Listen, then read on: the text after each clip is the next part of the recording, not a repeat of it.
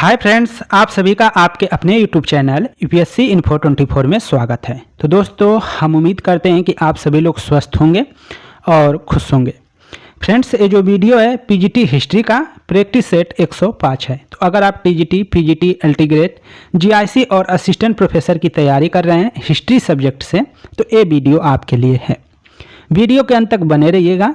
Video पसंद आए तो वीडियो को जरूर लाइक करिए और चैनल पे दोस्त नए हैं तो चैनल को सब्सक्राइब कर दीजिएगा। स्टार्ट करते हैं। आज का पहला नंबर क्वेश्चन है जो 31 नंबर से शुरू हो रहा है और एक क्वेश्चन आप देखेंगे कि यूपी जीआईसी प्रवक्ता परीक्षा 2017 में पूछा गया क्वेश्चन है। क्वेश्चन आपका है कि सर्वप्रथम किसने सुझाव दिया कि संस्कृत, लैटिन तथा ग्रीक एक ही भाषा परिवार से संबंधित है। किसने ये सुझाव दिया था कि जो संस्कृत भाषा है और लैटिन भाषा और ग्रीक भाषा सब क्या है, एक ही परिवार से है। यह सुझाव किसने दिया था? ऑप्शन ए है चार्ल्स विल्किंसन ने, ऑप्शन आपका बी है वी.ए. स्मिथ ने, सी आपका ऑप्शन है एफ. मैक्स मूलर ने, डी है सर विलियम्स जोन्स ने। तो आंसर क्या होगा आपका? डी के साथ आंसर जाएगा सर विलियम जोन्स ने। अगर आप आंसर डी लगाए हैं तो आप सही लगाए हैं। सर विलियम्स जोन्स जो हैं उन्होंने सर्वप्रथम क्या है यह सुझाव दिया था कि जो संस्कृत है और लैटिन और ग्रीक ये सब एक ही भाषा परिवार से संबंधित भाषाएं हैं। तो ऑप्शन डी आपका सही है। व्याख्या देखिए थोड़ा सा। सर्वप्रथम सर विलियम जोन्स ने 1786 में अपने एक व्याख्यान में सुझाव दिया कि संस्कृत, लैटिन तथा ग्रीक एक ही भाषा परिवार से साम्यता रखती हैं, मतलब समानता रखती हैं। आगे चलते हैं। 32 नंबर क्वेश्चन है और इसको देखिए यूपी जीआईसी प्रवक्ता परीक्षा जो है 2018 में पूछा गया क्वेश्चन है। क्वेश्चन आपका है नारायण के साथ विष्णु के तादात्म्य का प्राचीनतम उल्लेख प्राप्त होता है। मतलब नारायण के साथ विष्णु का तादात्म्य जो प्राचीनतम मतलब उनके साथ उनका मतलब उन्हीं के साथ उनका उल्लेख किया जाता है। ऐसा उल्लेख किसमें किया गया ये बताना है। तैत्तिरीय आर्यण से, महाभारत से, पतंजलि के महाभाष्य से, बौधायन धर्म सूत्र से। तो आंसर इसका हो जाएगा ए तैत्तिरीय आर्यण से। जो नारायण का विष्णु के साथ सामंजस्य बैठाया जाता है कि जो नारायण है वो विष्णु है, तादात्म्य में वही होता है कि उनके साथ सामंजस्य, उनके साथ तुलना करना कि वो वही हैं। तो ये बात की जो पुष्टि होती है, उल्लेख मिलता है, वो आपका तैत्तिरीय आर्यण में मिलता है। तो इसको याद रखिएगा। व्याख्या देख लीजिए थोड़ा सा। तैत्तिरीय आर्यण यजुर्वेद से संबंधित आर्यक है तथा मैत्रेयी आर्यक की तैत्तिरीय और काठ शाखा का प्रतिनिधि ब्राह्मण है, जिसे तैत्तिरीय आर्यक कहा जाता है। सायणाचार्य के अनुसार तैत्तिरीय आर्यण के रूप में प्रख्यात कृष्ण यजुर्वेदी आर्यण के दृष्टा ऋषिकंठ हैं। तैत्तिरीय उपनिषद तैत्तिरीय आर्यण में 10 प्रपाठक हैं, जिससे नारायणी कंठ नारायण के साथ विष्णु के तादात्म्य का प्राचीनतम उल्लेख प्राप्त होता है। तो ये सब चीज़ें थोड़ा रोक कर अच्छे से पढ़ लीजिएगा, थोड़ा कठिन शब्द है। आगे चलते हैं। 33 नंबर क्वेश्चन है उत्तर वैदिक काल में पालागल से तात्पर्य था। उत्तर वैदिक काल में पालागल से जो तात्पर्य है वो बताना है। ऑप्शन ए है रथ सेना नायक, बी है आपका संदेश वाहक, सी है ग्राम का मुखिया, डी है वित्त मंत्री। तो आंसर क्या हो जाएगा? बी सही हो जाएगा, संदेश वाहक। आपका आंसर क्या हो जाएगा? संदेश वाहक। जो पालागल से तात्पर्य है वो संदेश वाहक से तात्पर्य है। तो ऑप्शन बी आप सही कर लेंगे, 33 का बी हो जाएगा। और ये भी 2017 जीआईसी में पूछा गया क्वेश्चन है। व्याख्या देख लीजिए। उत्तर वैदिक काल में रत्नियों की सूची में सबसे अंतिम नाम पालागल का होता है, क्योंकि उनका नाम शतपथ ब्राह्मण में आया है, जो उत्तर वैदिक काल के अंत की रचना है। पालागल एक स्थान से दूसरे स्थान तक संदेश ले जाने वाले दूत का कार्य करते थे, अर्थात वो क्या होते थे? संदेश वाहक होते थे, दूत होते थे। आगे चलते हैं। आपका 34 नंबर क्वेश्चन है और ये देखिए यूपीजीआईसी प्रयोक्ता जो होता है अपर का 2012 में पूछा गया है। सप्तपदी का सही अर्थ क्या है? सप्तपदी का सही अर्थ बताना है। 7 पग चलना, 7 प्रतिज्ञा या वचन निभाना, सी है किसी भी व्यक्ति के साथ 7 पग चलना, डी है उपयुक्त में से कोई नहीं। तो आंसर आपका बी सही हो जाएगा। सप्तपदी का सही अर्थ है 7 प्रतिज्ञा या वचन निभाना। 7 प्रतिज्ञा या 7 वचन निभाना सप्तपदी का क्या है? सही अर्थ है। ऑप्शन बी आपका सही था। व्याख्या देखिए, सप्तपदी हिंदू विवाह से संबंधित तथ्य है। इसमें वर उत्तर दिशा में कन्या को 7 मंत्रों के द्वारा सप्त मंडिकाओं में 7 पदों के साथ ले जाता है। जिस विवाह में सप्तपदी होता है वह वैदिक विवाह कहलाता है। सप्तपदी के बाद कन्या को वर के बाम अंग में बैठाया जाता है। बावन मतलब बाएं अंग में क्या होता है? कन्या को बैठाया जाता है सप्तपदी के बाद। आगे चलते हैं। 35 नंबर क्वेश्चन आपका है, अच्छा क्वेश्चन है, यूपीजीआईसी 2012 में पूछा गया क्वेश्चन है। सर्वप्रथम किस ग्रंथ में हिरण्यकाय शब्द मिलता है? हिरण्यकार शब्द मिलता है, हिरण्यकार शब्द मिलता है ऋग्वेद में, सामवेद में, यजुर्वेद में, अथर्ववेद में। तो आंसर क्या हो जाएगा इसका? सी सही हो जाएगा, यजुर्वेद में। आंसर क्या हो जाएगा? यजुर्वेद में। सर्वप्रथम किस ग्रंथ में हिरण्यकार शब्द मिलता है? तो वो आंसर आपका सी सही हो जाएगा, यजुर्वेद में मिलता है। इसको याद रखिएगा। व्याख्या देख लीजिए। सर्वप्रथम यजुर्वेद में हिरण्यकार शब्द मिलता है। आर्यों का प्रारंभिक जीवन अस्थाई नहीं था। जो आर्य थे उनका प्रारंभिक जीवन क्या था? अस्थाई नहीं था। इसी कारण कर का बहुत महत्व नहीं था। लोग स्वेच्छा से राजा को बलि कर देते थे। जो है बलि कर जो होता था, एक कर है, बलि क्या है? कर है, टैक्स है, ठीक है, इसको याद रखिएगा। लेकिन उत्तर वैदिक काल में इनका स्थान जीवन अस्थाई होने लगा। जो इनका जीवन अस्थाई होने लगा वैदिक काल में, ऋग वैदिक काल में नहीं था। तो आरंभिक जो था उनका वैदिक काल में, आरंभिक काल कह रहा है कि आरंभिक काल में जीवन अस्थाई नहीं था, लेकिन उत्तर वैदिक काल में इनका जीवन क्या होने लगा? अस्थाई होने लगा। और कर को नियमित किया गया, भाग लगाया गया, भोग लगाया गया। हिरण्यकार जैसे शब्द मिलते हैं। भाग भी एक कर है, भोग भी एक कर है। एक कर हिरण कार्य भी है, कार शब्द जैसे हैं। भगदुग कार्य संग्रह करने वाला अधिकारी था। जो भगदुग होता था, भाग दुख होता था, वो कर को संग्रह करने वाला क्या होता था? अधिकारी होता था। तो इन सब चीज़ों को जरूर नोट करिएगा। आगे चलिए। 36 नंबर क्वेश्चन है और आपका 2012-2009 में पूछा गया क्वेश्चन है। प्राचीन भारत में जो विधवा पुनर्विवाह कर लेती थी उसे कहा जाता था। अच्छा क्वेश्चन है। प्राचीन भारत में जो विधवा पुनर्विवाह कर लेती थी उसे कहा जाता था। क्या कहा जाता था ये बताना है। परिगृहिता, परिरीता, पुनर्भू, निमेशिका। तो आंसर क्या हो जाएगा आपका? सी सही हो जाएगा। 36 का सी हो जाएगा दोस्तों, पुनर्भू विवाह कहते थे। प्राचीन काल में, प्राचीन भारत में विधवा पुनर्विवाह कर लेती थी तो उसको कहा जाता था पुनर्भू। इसको याद रखिएगा। व्याख्या देखिए थोड़ा सा। प्राचीन भारत में विवाह एक पवित्र बंधन माना जाता था। शतपथ ब्राह्मण में पत्नी को पति की अर्धांगिनी माना गया है। तो किसमें पत्नी को पति का अर्धांगिनी माना गया है? तो वो है शतपथ ब्राह्मण में। इसको भी याद रखिएगा। शतपथ ब्राह्मण में पत्नी को पति की अर्धांगिनी माना गया है। समाज में पुनर्विवाह एवं नियोग प्रथा प्रचलित थी। जो विधवा पुनर्विवाह कर लेती थी उसे पुनर्भू कहा जाता था। आगे देखते हैं। 37 नंबर क्वेश्चन आपका है और एमपी में पूछा गया क्वेश्चन है। एमपी असिस्टेंट प्रोफेसर 2017 में पूछा गया क्वेश्चन है आपका। प्राचीन भारतीय व्यवस्था में सर्वप्रथम विवाह किसे माना गया है? प्राचीन भारतीय व्यवस्था में सर्वप्रथम विवाह किसे माना गया है?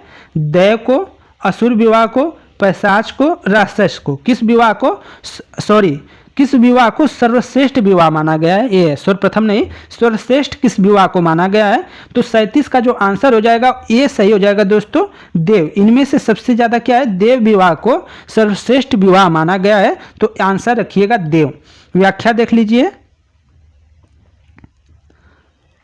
प्रश्नानुसार प्राचीन भारतीय व्यवस्था में सर्वश्रेष्ठ विवाह दैव विवाह को माना गया है। इसके अंतर्गत कन्या का पिता एक यज्ञ का आयोजन कराता था। जो पुरोहित यज्ञ का अनुष्ठान विधि पूर्वक करा लेता था उसी के साथ कन्या का विवाह कर दिया जाता था।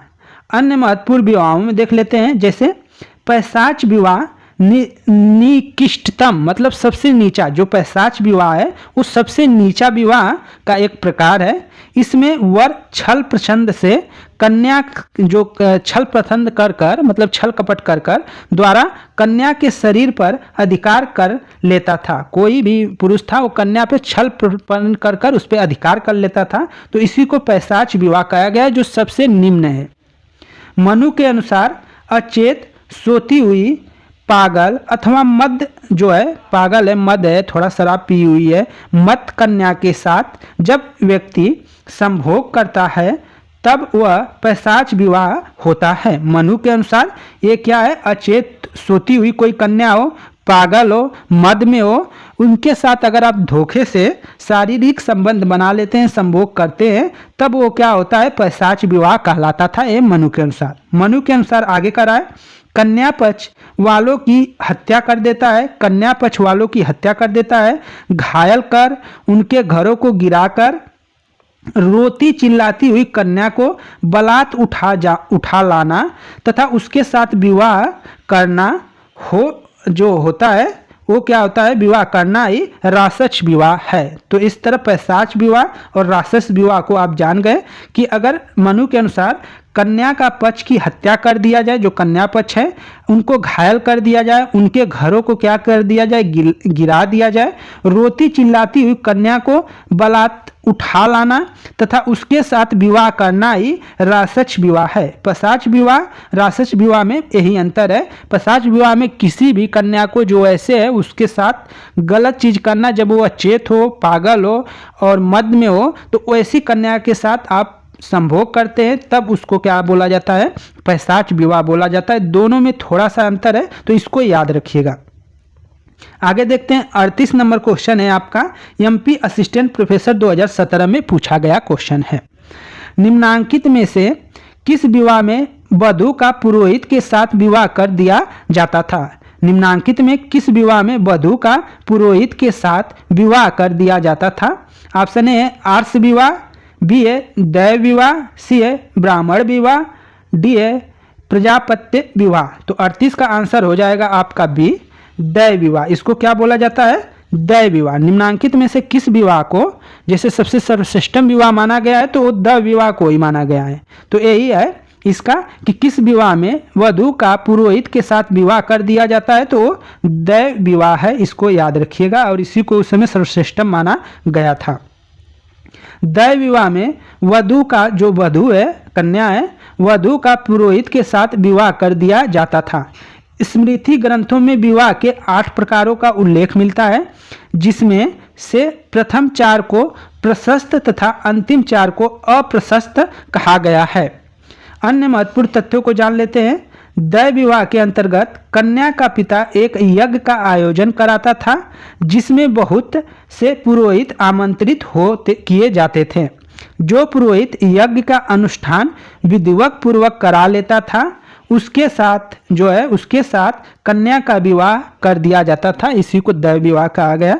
यह विवाह देवताओं के लिए यज्ञ किए जाते समय संपन्न होता था, इसीलिए इसे दैव विवाह की संज्ञा प्रदान की गई है। आगे चलते हैं, 39 नंबर क्वेश्चन है और टीजीटी 2005 में पूछा गया क्वेश्चन है। निम्नलिखित में से जिस वेद की रचना गद्य तथा पद्य दोनों में की गई है उसका नाम है, क्या नाम है?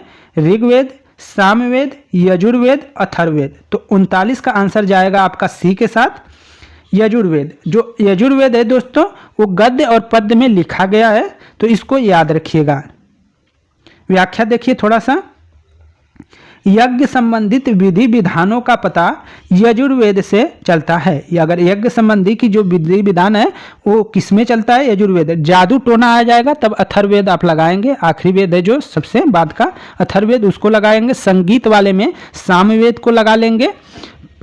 आगे चलते हैं। यजुर्वेद के दो भाग है, शुक्ल यजुर्वेद जो केवल पद्य में, एक क्वेश्चन पूछा गया है पीजीटी यूजीटी में कि शुक्ल वेद जो है वो किस में लिखा गया है, तो शुक्ल यजुर्वेद जो है केवल पद्य में लिखा गया है, तथा कृष्ण यजुर्वेद जो पद्य और गद्य में दोनों में है। तो यजुर्वेद के दो भाग हैं, पहला है शुक्ल यजुर्वेद और दूसरा है कृष्ण यजुर्वेद। जो शुक्ल यजुर्वेद है वो आपका केवल पद्य में लिखा गया है। कृष्ण अर्थात कृष्ण से लगा लीजिएगा सेंस, कृष्ण में सभी कलाएं थी तो इसलिए उनको दोनों कर लीजिएगा, पद्य और गद्य दोनों में लिखा गया है। शुक्ल यजुर्वेद को वाजसनेयी संहिता भी कहा जाता है। जो शुक्ल यजुर्वेद है उसको वाजसनेयी संहिता भी कहा जाता है। यजुर्वेद का अंतिम भाग ईशोपनिषद है। ईशोपनिषद, ईशो उपनिषद है किसका? तो यजुर्वेद का अंतिम भाग है, जिसका संबंध याज्ञिक अनुष्ठान से न होकर आध्यात्मिक चिंतन से है। किससे है? तो आध्यात्मिक चिंतन से किसका संबंध है? तो वो है ईशो उपनिषद का संबंध है, इसको याद रखिएगा। 40 नंबर क्वेश्चन है, 2016 में पूछा गया पीजीटी में क्वेश्चन है, निम्नलिखित में कौन सा वेद अंशतः गद्य में लिखा गया है? गद्य में कौन सा लिखा गया है ये बताना है। Option A Yajurveda, Rigveda, B A Yajurveda, C A Samaveda, D A Atharvaveda. तो आंसर क्या हो जाएगा? बी सही हो जाएगा दोस्तों। अभी हमने ऊपर बताया था यजुर्वेद। यजुर्वेद का जो ये आपका शुक्ल वेद है वो क्या है? गद्य में लिखा गया है, गद्य नहीं पद्य में लिखा गया है, लेकिन जो कृष्ण वेद है वो गद्य और पद्य दोनों में लिखा गया है। तो ऑप्शन आपका बी सही हो जाएगा। यजुर्वेद लिखा गया है भाई अंततः गद्य में लिखा गया है, अंशतः गद्य में लिखा गया है, तो इसको याद रखिएगा। आगे चलते हैं। 41 नंबर क्वेश्चन आपका है, निम्नलिखित में से कौन सा ग्रंथ भारतीय गणित का प्राचीनतम साक्ष्य है? निम्न में से कौन सा जो ग्रंथ है वो भारतीय गणित का सबसे प्राचीनतम शास्त्र प्रस्तुत करता है, सबसे प्राचीन माना जाता है? आरण्यक, धर्मसूत्र, निरुक्त, शुल्व सूत्र। तो 41 का आंसर क्या हो जाएगा दोस्तों? डी सही हो जाएगा, शुल्व सूत्र। जो शुल्व सूत्र है वो प्राचीन भारतीय गणित का सबसे प्राचीनतम साक्ष्य प्रस्तुत करता है, तो इसको याद रखिएगा। व्याख्या देख लेते हैं थोड़ा सा। व्याख्या देखिए, शुल्व शब्द शुल्ब या शुल्व धातु से बना है, जिसका अर्थ है नापना। साधारण भाषा में शुल्व का अर्थ रस्सी है। प्राचीन काल में ऋषि यज्ञ की विभिन्न आकार की वेदिकाएं बनाने के लिए रस्सी का इस्तेमाल किया करते थे। रस्सी की मदद से जमीन नापना, चाप खींचने का काम किया जाता था। अब तक ज्ञात शुल्व सूत्र के नाम इस प्रकार हैं: वैधायन, आपस्तंभ, कात्यायन, मानव, मैत्रायण, बरा, वधुल, मंसक, सत्यपाषाण और लौंगाक्षी। इनमें सबसे प्राचीन बौद्धायन शुल्व सूत्र है। सबसे प्राचीन अगर देखा जाए तो कौन है? वैधायन शुल्व। जो वैधायन शुल्व सूत्र है वो सबसे प्राचीन है, जिसकी रचना काल जो है 800 ईसा पूर्व से 500 ईसा पूर्व माना जाता है। यह भारतीय ज्यामिति के प्राचीनतम ग्रंथ है। ये सब क्या है? भारतीय ज्यामिति के प्राचीनतम ग्रंथ है, तो इसको याद रखिएगा। और ये सब जितने हैं कि ये शुल्व सूत्र के सब नाम है, ठीक है, सब नाम है, तो उसी में से जो है सबसे प्राचीन पूछा जाएगा, तो वैधायन शुल्व सूत्र याद रखिएगा। अन्य चीजें हम देख लेते हैं थोड़ा सा इसमें। जैसे शुल्व सूत्र के में समकोण त्रिभुज के तीनों भुजाओं पर आधारित प्रमेय, जिसे हम पाइथागोरस प्रमेय के नाम से जाने जाते हैं, उसका क्या है? उल्लेख है। इसमें त्रिभुजों तथा चतुर्भुजों जैसे वर्ग, आयत, समलंब चतुर्भुज आदि पे आधारित विभिन्न रचनाओं का उल्लेख मिलता है। इसमें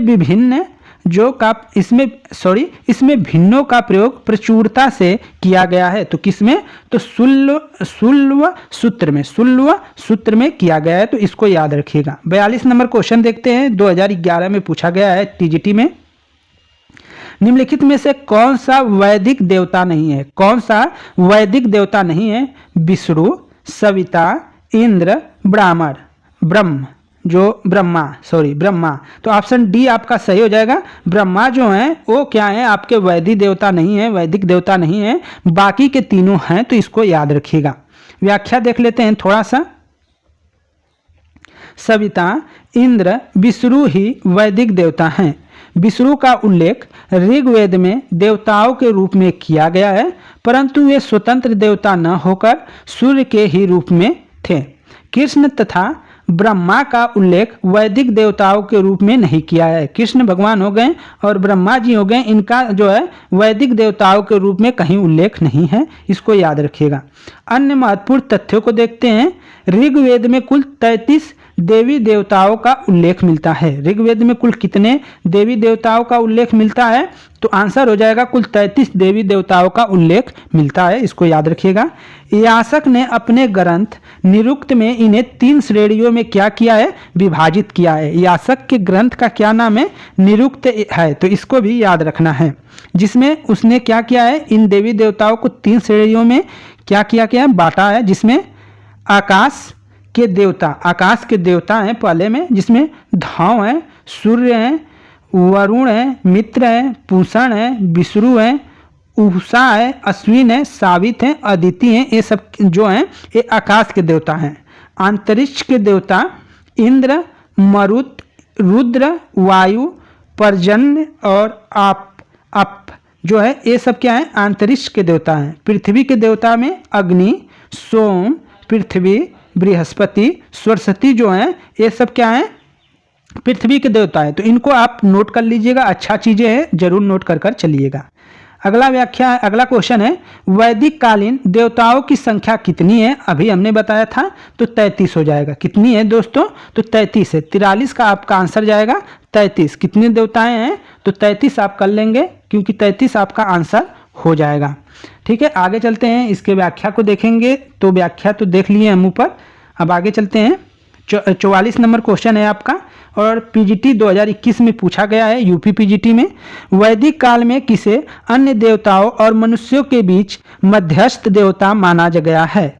वैदिक काल में किसे अन्य देवताओं और मनुष्यों के बीच मध्यस्थ देवता माना गया है? ऑप्शन ए है अग्नि, ऑप्शन बी है इंद्र, सी है वरुण, डी है मित्र। तो आंसर आपका ए के साथ जाएगा अग्नि। अग्नि को माना गया है मनुष्य और देवताओं के बीच मध्यस्थ होते हैं, यज्ञ होता है, तो यज्ञ क्या है? मध्यस्थता का कार्य करता है, इसको याद रखिएगा।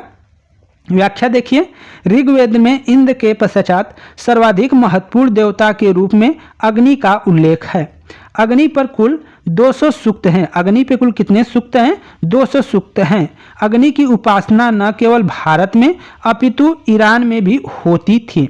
वैदिक काल में अग्नि देवताओं ने देवताओं और मानव के बीच मध्यस्थ का क्या किया? काम किया। माना जाता है कि अग्नि में डाली जाने वाली आहुतियाँ धुआं बनकर आकाश में जाती है और अंततः देवताओं को मिल जाती है। आगे देखते हैं, 45 नंबर क्वेश्चन है, अच्छा क्वेश्चन है, जीआईसी में पूछा गया क्वेश्चन है 2018 में। इनमें से कौन वैदिक सूर्य देवता नहीं थे? इनमें से कौन वैदिक सूर्य देवता नहीं थे, ये आपको बताना है। ऑप्शन ए है सावित्री, ऑप्शन बी है विष्णु, उरु, क्रम, विश्वकर्मा, सविता। तो आंसर क्या हो जाएगा दोस्तों?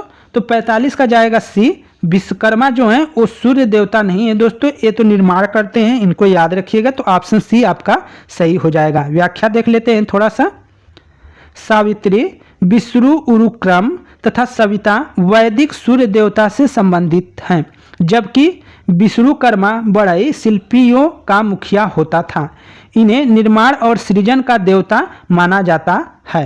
तो फ्रेंड्स, ये थे 15 क्वेश्चन और उनके व्याख्या भी थे। अगर वीडियो आपको थोड़ा भी रुचिकर लगी हो, अच्छा लगा हो, प्रेजेंट करने का अच्छा लगा हो कि अच्छा प्रेजेंट हो रहा है तो आप लाइक कर सकते हैं।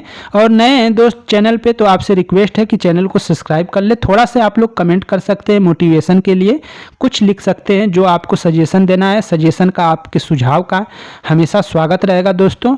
आप लोग अपना चैनल सोचिए, ये मत सोचा करिए कि किसी और का चैनल है। आप जितना ज़्यादा हमको फीडबैक देंगे उतना अच्छा हम बनाने का प्रयास करेंगे। हमारा प्रयास रहता है कि आपका टाइम कम जाए और आप अच्छा गेन करें, यही हमारा प्रयास है। धन्यवाद साथियों, नमस्कार, शुभ रात्रि।